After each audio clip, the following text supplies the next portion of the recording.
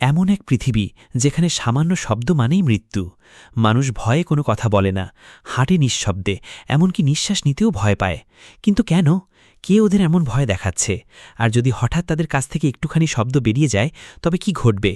সব রহস্য আর ভয়ঙ্কর সত্য জানতে হলে পুরো ভিডিওটি অবশ্যই শেষ পর্যন্ত দেখুন।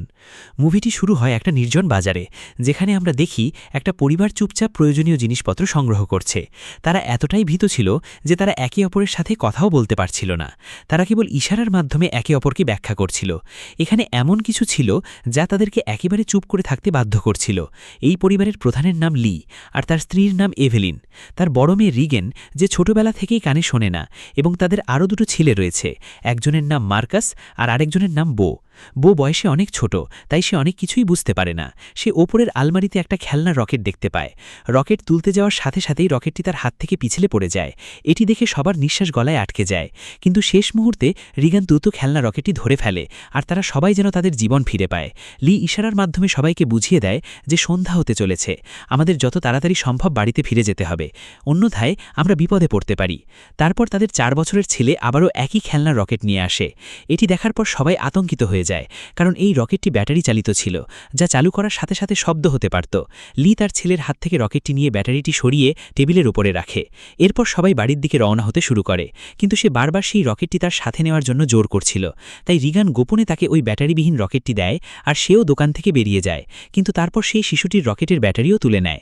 এরপর তারা চারজনেই লাইন ধরে বাড়ির দিকে এগিয়ে যেতে শুরু করে। তারপর আমরা দেখতে পাই আলোয় জ্বলজ্বল করা এই শহরটি একসময় যানবাহনের শব্দ এবং মানুষের ভিড়ে ভরে যেত। কিন্তু আজ এই শহরটি সম্পূর্ণ নির্জন এবং নীরবতায় ডুবে রয়েছে।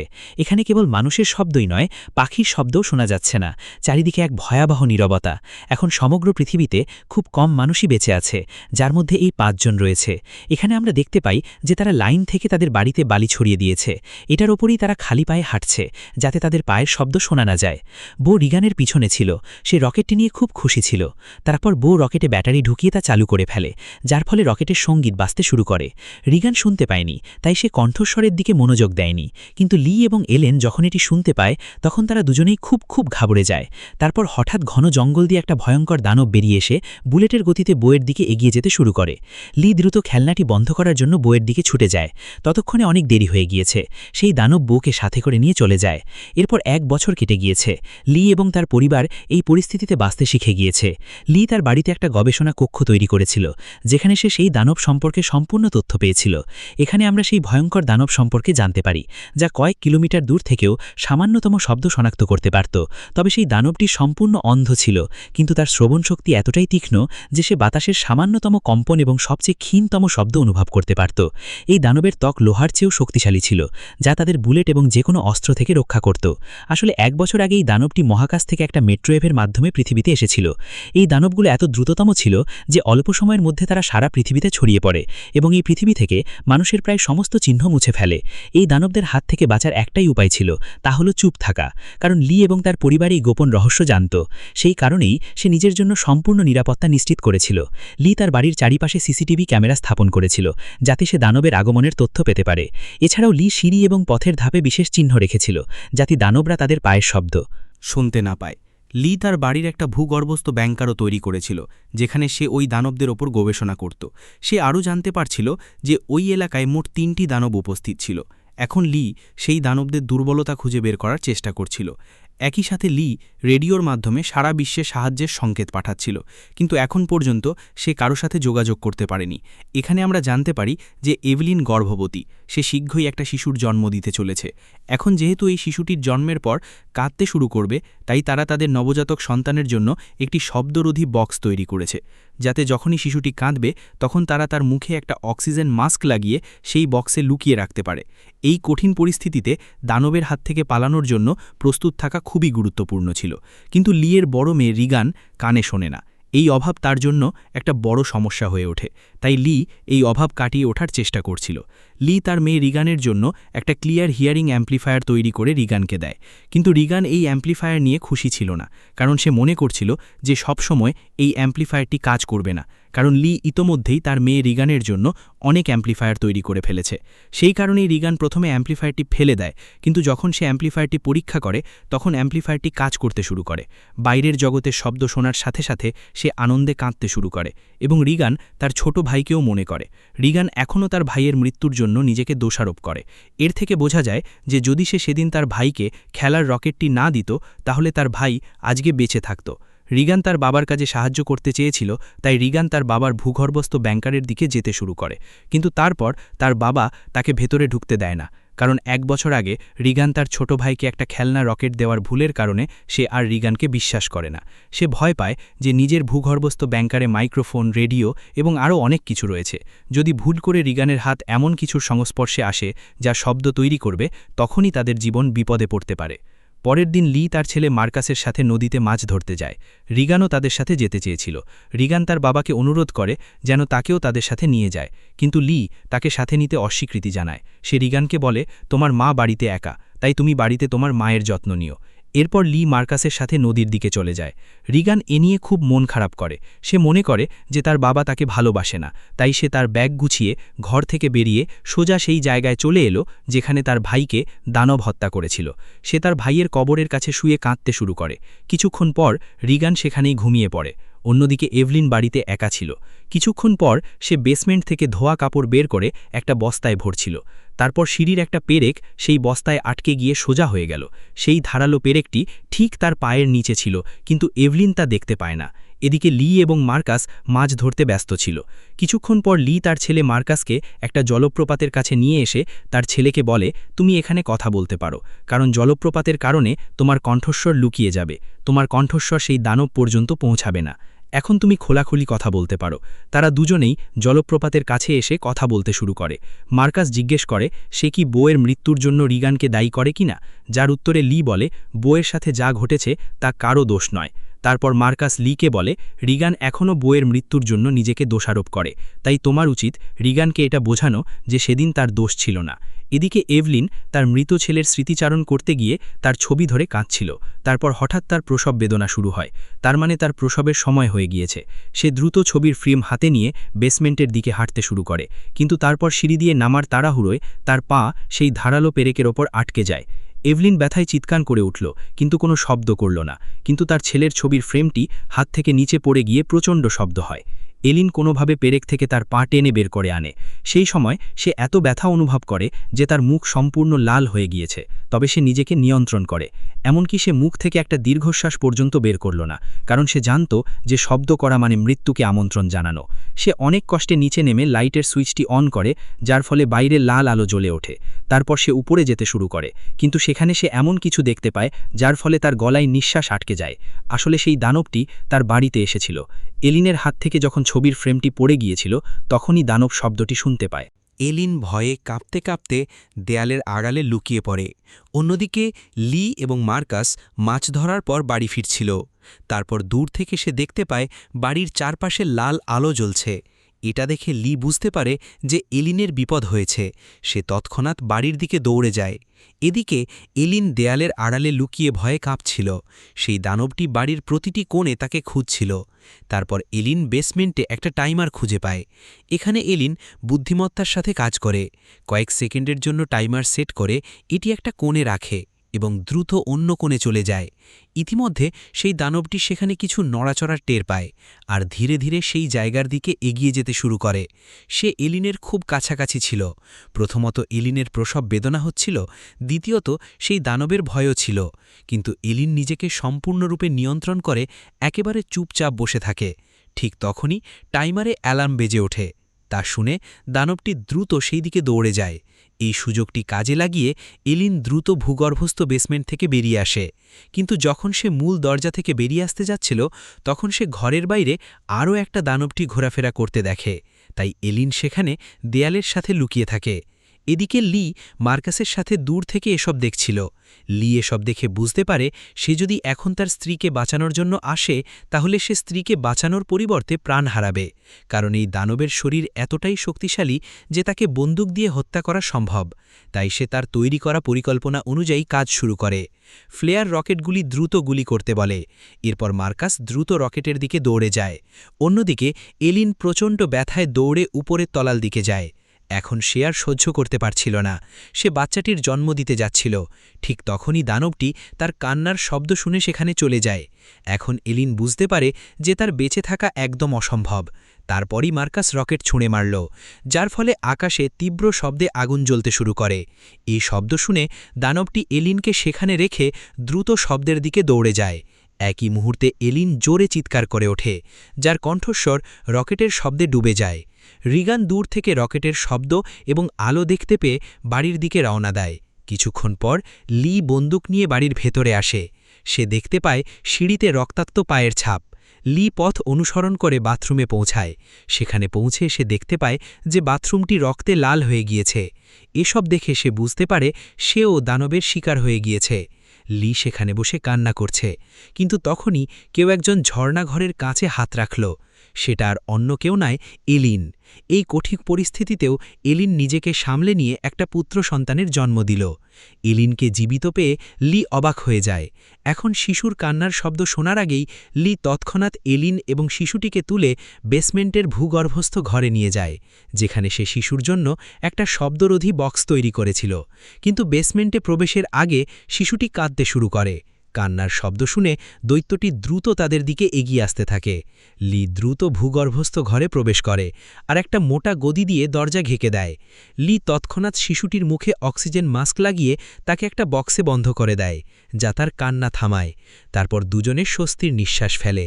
এখানে লি তার স্ত্রী এলিনকে বলে, আমি এই প্রাণীদের দুর্বলতা জেনেছি। এখন শীঘ্রই আমি তাদের জন্য এমন কিছু যন্ত্র প্রস্তুত করতে যাচ্ছি যার সাহায্যে এই প্রাণীগুলো আমাদের ক্ষতি করতে পারবে না। এর মধ্যে রিগানও বাড়ি ফিরছিল। তখন সে মাঠের মাঝখানে একটা আলো জ্বলতে দেখে। রিগান দ্রুত সেই আলোর দিকে এগিয়ে যেতে শুরু করে, কিন্তু সে এটা বুঝতে পারে না যে একটা দানব তাকে অনুসরণ করে তার পিছু নিচ্ছে। দানবটি যখন রিগানকে হত্যা করতেই যাবে, ঠিক তখনই রিগানের শ্রবণযন্ত্র থেকে তীব্র এবং উচ্চ ফ্রিকোয়েন্সি বের হতে শুরু করে। এই তীক্ষ্ণ শব্দের কারণে সেই দানবটি ব্যথায় কাঁপতে শুরু করে, যেন এই শব্দটি সেই দানবের কানের ভেতরে সূচের মতো খোঁচা দিচ্ছিল। এই দানবটি বেশিক্ষণ এই শব্দ সহ্য করতে পারে না, তাই দ্রুত সেখান থেকে পালিয়ে যায়। এই শব্দটি রিগানের কানেও জ্বালা করছিল, কিন্তু সেই দানবটি সেখান থেকে পালিয়ে যাওয়ার সাথে সাথেই রিগানের কানের ব্যথা বন্ধ হয়ে যায়। কিন্তু রিগান বুঝতে পারে না কেন তার শ্রবণযন্ত্রটি এমন করল। সে এতে খুব একটা মনোযোগ না দিয়ে আলোর কাছে পৌঁছায়। তারপর সে বুঝতে পারে যে আলোটি একটা টর্চ থেকে এসেছে। রিগান টর্চ তুলতে যাওয়ার সাথে সাথে হঠাৎ কেউ তার হাত ধরে ফেলে। সেটা আর অন্য কেউ ছিল না, সেটা ছিল মার্কাস। সে এখানে লুকিয়ে ভয়ে কাঁপছিল। মার্কাস রিগানকে বলে, আমি তোমাকে ঝোপের আড়ালে লুকিয়ে থাকতে দেখেছি। সেই দানবটিও তোমার পিছনে পিছনে আসছিল, কিন্তু আমি কিছুই বুঝতে পারছিলাম না কেন সেই দৈত্যটি তোমার কাছে আসার সাথে সাথে হঠাৎ পালিয়ে গেল। এই কথা শুনে রিগান খুব ভয় পেয়ে যায়, কারণ সে জানত না যে দৈত্যটি তার পিছনেই আসছিল। অন্যদিকে এলিন তার সন্তানদের নিয়ে চিন্তিত হয়ে পড়ে। সে তার স্বামীকে বলে, আমি খুবই ভয় পাচ্ছি। সেই দৈত্যটি হয়তো আমার সন্তানদের খেয়ে ফেলবে। তুমি দ্রুত আমার সন্তানদের খুঁজে বের করো। এই কারণে লি তার স্ত্রী এবং সন্তানকে ঘুম পাড়িয়ে ভূগর্ভস্থ ঘর থেকে বেরিয়ে যায়। প্রথমে সে এখানে সেখানে দানবটিকে খুঁজতে শুরু করে, কিন্তু এখন সে দানবটি সেখান থেকে চলে গিয়েছিল। দানবটি যাবার আগে পুরো ঘর ধ্বংস করে দিয়েছিল, যার কারণে সেখানে থাকা একটা জলের পাইপও ভেঙে যায়, যার ফলে জল সরাসরি ভূগর্ভস্থ ঘরে চলে যাচ্ছিল। কিন্তু লি এতে কোনো মনোযোগ না দিয়ে সে শিশুদের খুঁজতে মাঠের দিকে রওনা দেয়। এদিকে মার্কাস এবং রিগান শস্য সংরক্ষণের ট্যাঙ্কের উপরে লুকিয়ে আছে। তারা সেখানে আগুন ধরিয়ে দেয় যাতে তাদের বাবা আগুন দেখে সেখানে আসে। লিও তার বাচ্চাদের এখানে সেখানে খুঁজতে শুরু করে। এদিকে জলের শব্দে এলিনের চোখ খুলে যায়। সে দেখতে পায় যে পুরো বেসমেন্টটি জলে ভরে গিয়েছে। জলধারার মতো উপর থেকে জলধারা নেমে আসছে। তখনই এলিনের চোখ যায় তার বাচ্চার বক্সের উপরে। সেই বক্সটি খোলা ছিল, কিন্তু সেখান থেকে শিশুর সামান্যতম শব্দ ভেসে আসছিল না। এলিন বক্সের দিকে যাওয়ার সাথে সাথে সে বক্সের কাছে তার সামনে একটা দানবকে দেখতে পায়। এলিন তাকে দেখে অত্যন্ত ভয় পেয়ে যায়। এলিন ভাবল হয়তো দৈত্যটি তার বাচ্চাটিকে খেয়ে ফেলেছে, কারণ এলিন বক্সটি দেখতে পাচ্ছিল না। বক্সটি তার থেকে বেশ দূরে ছিল, সেজন্য সে দেখতে পেল না তার বাচ্চাটি এখনও বেঁচে আছে কিনা নাকি দৈত্য তাকে খেয়ে ফেলেছে। তাই সে ধীরে ধীরে বক্সের দিকে এগিয়ে যেতে থাকে। তারপর সেই দানবটিও জলে ডুবে যায়। এলিন যখন বক্সের কাছে যায় তখন সে দেখতে পায় তার বাচ্চাটি নিরাপদে আছে। ভাগ্যক্রমে শিশুটি কোনো শব্দ করেনি, যার কারণে তার জীবন রক্ষা পেয়েছে। সে তার বাচ্চাটিকে নিয়ে এক কোণে চুপচাপ দাঁড়িয়ে রইল, কিন্তু সেই দানবটি এলিনের কাছে মৃত্যুর মতো ঝুলেছিল। যদি বাচ্চাটির মুখ থেকে সামান্যতম কান্নার শব্দ বের হতো, তার মৃত্যু নিশ্চিত ছিল। অন্যদিকে রিগান এবং মার্কাস তাদের বাবার জন্য অপেক্ষা করতে করতে ক্লান্ত হয়ে পড়ে। রিগানের মনে হচ্ছিল যে তার বাবা তাদের উদ্ধার করতে আসবে না, তাই সে একা বাড়ি যেতে চেয়েছিল। কিন্তু মার্কাসের তার বাবার উপর বিশ্বাস ছিল। তার বোনকে চলে যেতে দেখে মার্কাস তাকে থামানোর চেষ্টা করে, কিন্তু যখনই সে তার বোনকে থামাতে এগিয়ে যায় তখন তার পা পিছলে ট্যাঙ্কের ভেতরে পড়ে যায়। পড়ে যাওয়ার সময় মার্কাসের মুখ থেকে একটা বিকট শব্দ বেরিয়ে আসে। এই শব্দ শুনে যে দানবটি এলিনকে ঘরে খুঁজছিল, সেই দানবটি তৎক্ষণাৎ সেই আওয়াজের দিকে দৌড়ে আসতে শুরু করে। এর ফলে এলিন বেঁচে যায়, কিন্তু এখন মার্কাসের জীবন বিপন্ন। শস্যভর্তি সেই ট্যাঙ্কটি জলাভূমির মতো ছিল। সে যত বেশি বেরিয়ে আসার চেষ্টা করছিল ততই সে তার মধ্যে ডুবে যাচ্ছিল। ঠিক তখনই রিগান ট্যাঙ্কের দরজা ভেঙে নিজের শস্যের মধ্যে ফেলে দেয় এবং সেও ট্যাঙ্কে ঝাঁপ দেয়। মার্কাস শস্যের মধ্যে ডুবেই যাচ্ছিল। ঠিক তখনই রিগান তাকে টেনে বের করে আনে, আর দুজনেই দরজার ওপারে বসে নিজেদের জীবন বাঁচায়। কিন্তু দানবটি তাদের দুজনের নড়াচড়া শুনতে পেয়েছিল, তাই দানবটি দ্রুত মাঠের মধ্য দিয়ে ট্যাঙ্কের দিকে এগিয়ে যায়। লি দানবটিকে ট্যাঙ্কের দিকে দ্রুত যেতে দেখে সে বুঝতে পারে যে তার দুই সন্তান শস্যের ট্যাঙ্কের কাছেই আছে। রিগান মার্কাসের জীবন বাঁচিয়েছিল, কিন্তু তাতে কোনো লাভ হলো না, কারণ এত হট্টগোলের পর মৃত্যুর ছায়া দ্রুত তাদের কাছে আসছিল। পরের মুহূর্তেই সেই দানবটিও ট্যাঙ্কের ভেতরে ঝাঁপিয়ে পড়ে। যখন সে তাদের দুজনকে হত্যা করার জন্য এগিয়ে যায় তখনই রিগানের শ্রবণযন্ত্র থেকে আবার একটা তীব্র শব্দ আসতে শুরু করে। এই শব্দ সেই দানবের জন্য খুবই যন্ত্রণাদায়ক, তাই সে তাদের হত্যা না করে সেখান থেকে চলে যায়। রিগাল এবং মার্কাস অল্পের জন্য মৃত্যু থেকে রক্ষা পেয়ে ট্যাঙ্ক থেকে বেরিয়ে আসে। বাইরে লিও তাদের খুঁজতে এসেছিল। সে তার সন্তানদের নিরাপদ এবং সুস্থ দেখে খুশি হয়। এই সময় এলিনও সিসিটিভি রুম থেকে দেখছিল সবকিছু। তারপর লি বুঝতে পারে যে দানবটি এখনও আশেপাশে রয়েছে, তাই সে তৎক্ষণাৎ বাচ্চাদের সামনের গাড়ির দিকে পাঠিয়ে দিয়ে সে নিজে একটা কুঠার তুলে চারপাশে তাকাতে থাকে। কিন্তু সেই প্রাণীটি ঠিক তার উপরেই ছিল। লি পেছনে ফিরে তাকানোর সাথে সাথে দৈত্যটি তাকে আক্রমণ করে দূরে ছুঁড়ে ফেলে দেয়। এই সব দেখে মার্কাস লিকে ডাকতে শুরু করে। মার্কাসের শব্দ শুনে দানব তার অবস্থান সম্পর্কে জানতে পারে। দানবটি তখন মার্কাস এবং রিগানের দিকে এগিয়ে যেতে শুরু করে, কিন্তু তারপর আবারও রিগানের শ্রবণ যন্ত্র থেকে ফ্রিকোয়েন্সি বের হতে শুরু করে। সেই শব্দ রিগানকেও বিরক্ত করছিল, তাই রিগান তার শ্রবণ যন্ত্রটি বন্ধ করে দেয়। এটি ছিল তার সবচেয়ে বড় ভুল। এই যন্ত্র থেকে যে ফ্রিকোয়েন্সি বের হচ্ছিল তা ছিল সেই দানবের দুর্বলতা, যা দানবটি মোটেও সহ্য করতে পারছিল না। কিন্তু রিগান অজান্তেই মেশিনটি বন্ধ করে নিজের মৃত্যুকে আমন্ত্রণ জানিয়েছিল। পরের মুহূর্তেই দানবটি গাড়িতে ঝাঁপিয়ে পড়ে আর মার্কাসের কাছে পৌঁছানোর চেষ্টা করে। ইতিমধ্যে লি গান ফিরে পায়। তার সন্তানদের বিপদ দেখে সে বুঝতে পারে সে কখনো এর সাথে লড়াই করে দানবটিকে হত্যা করতে পারবে না। তাই এখন সে কেবল একটি উপায় দেখতে পেল। সে ইশারার মাধ্যমে রিগানকে বলে, আমি তোমাকে খুব ভালোবাসি। বইয়ের মৃত্যুর জন্য আমি কখনো তোমাকে দায়ী করিনি। যতক্ষণ আমি আছি ততক্ষণ তোমার কিছুই হতে পারে না। এরপর লি জোরে চিৎকার করতে শুরু করে। এই শব্দ শুনে দানব লির দিকে ছুটে যায় এবং এক ধাক্কায় তাকে ছিঁড়ে টুকরো টুকরো করে ফেলে। রিগান তার বাবার মৃত্যু দেখে খুবই দুঃখিত হয়, কারণ সে আগে ভেবেছিল তার বাবা তাকে ভালোবাসে না, কিন্তু এখন সে বুঝতে পারল যে সে ভুল করেছে। লিকে হত্যা করার পর দানবটি সেখান থেকে চলে যায়। অন্যদিকে এলিনও সিসিটিভির মাধ্যমে সবকিছু দেখছিল। একই সাথে রিগান গাড়ি স্টার্ট করে তার ভাইয়ের সাথে বাড়িতে যায়। এলিন তার বাচ্চাদের নিরাপদে দেখতে পেয়ে তাদের জড়িয়ে ধরে। তারপর এলিন দেখতে পায় যে দানবটি এবার তাদের দিকেই আসছে। এরপরে লোকেরা দ্রুত বাড়ির ভেতরে চলে যায়, যেখানে মার্কাস এবং রিগান তাদের ছোট ভাইয়ের দেখাশোনা করে। রিগান তখন দেখতে পায় যে তার বাবা তার ককলিয়ার ইমপ্ল্যান্ট করানোর জন্য কতটা পরিশ্রম করেছেন।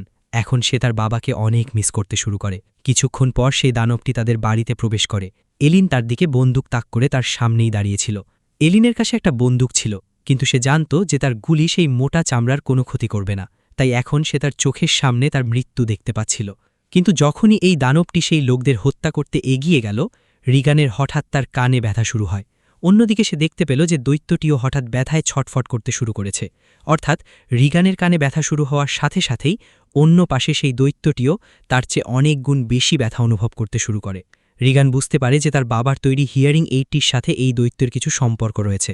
তারপর রিগানের দৃষ্টি তার বাবার গবেষণার দিকে আকৃষ্ট হয়, যেখানে দেখা যায় যে তার হিয়ারিং এইড থেকে আসা হাই পিচ ফ্রিকোয়েন্সি সেই দৈত্যের দুর্বলতা। রিগান এবার বুঝতে পারে যে যখনই ওই দৈত্যটি তার কাছে আসে তখনই তার কানে ব্যথা কেন শুরু হয় আর দৈত্যটি কেন পালিয়ে যায়। রিগান দ্রুত তার কানের ককলিয়ার ইমপ্ল্যান্টের শক্তি বাড়িয়ে দেয়। উচ্চ ফ্রিকোয়েন্সি শব্দ থেকে বেরিয়ে আসা দৈত্যটি হঠাৎ ব্যথায় ছটফট করতে শুরু করে। মনে হচ্ছিল যেন উচ্চ ফ্রিকোয়েন্সির শব্দটি সেই দৈত্যের সারা শরীরে সূচের মতো বিঁধে যাচ্ছিল। এখানে রিগানের মাও বুঝতে পারে যে এই সমস্ত জাদু ককলিয়ার ইমপ্ল্যান্টের কারণে, কিন্তু শক্তি বৃদ্ধির কারণে রিগানের কানেও ব্যথা শুরু হয়। তাই রিগান বুদ্ধি করে শ্রবণ যন্ত্রটি সেখানে রাখা একটা মাইক্রোফোনের সাথে সংযুক্ত করে, যার ফলে উচ্চ ফ্রিকোয়েন্সি শব্দ তরঙ্গ আরও বেশি হয়ে যায়। এখন এই দানবটি প্রচণ্ড ব্যথায় ভুগছিল এবং তার মাথার খুলির বর্মটি নিজে থেকে খুলতে শুরু করেছিল। বর্মটি খোলার সাথে তার মুখটি দৃশ্যমান হওয়ার সাথে সাথে এলিন সরাসরি তার মুখের ওপর একটা শর্ট গুলি চালান, যার ফলে তার খুলি বেলুনের মতো ফেটে যায় আর অবশেষে সেই দানবটি মারা যায়। তবে বিপদ তখনও শেষ হয়নি। গুলির শব্দ শুনে এলাকার উপস্থিত অন্য দানবও তাদের দিকে আসতে শুরু করে, কিন্তু এখন এলিন এবং রিগান সেই দানবদের দুর্বলতা বুঝতে পেরেছিল। তাই রিগান মার্কটি একটি পূর্ণ ভলিউমে চালু করে আর এলিন সেই দানবদের হত্যা করার জন্য প্রস্তুত হয়। এর সাথে শেষ হয় মুভিটি। এই ছিল আজকের গল্প, যেখানে নীরবতা মানেই বেঁচে থাকা। আপনার কাছে প্রশ্ন রইল, আপনি যদি এমন পরিস্থিতিতে পড়েন, একটুও শব্দ না করে কতদিন বাঁচতে পারবেন? আপনার উত্তর কমেন্টে জানাতে ভুলবেন না। আর পুরো ভিডিওটা যদি ভালো লেগে থাকে তবে লাইক দিন, শেয়ার করুন আর চ্যানেলটা সাবস্ক্রাইব করে পাশেই থাকুন, কারণ সামনে আসছে আরও ভয়ঙ্কর রহস্য আর শিহরণ জাগানো গল্প।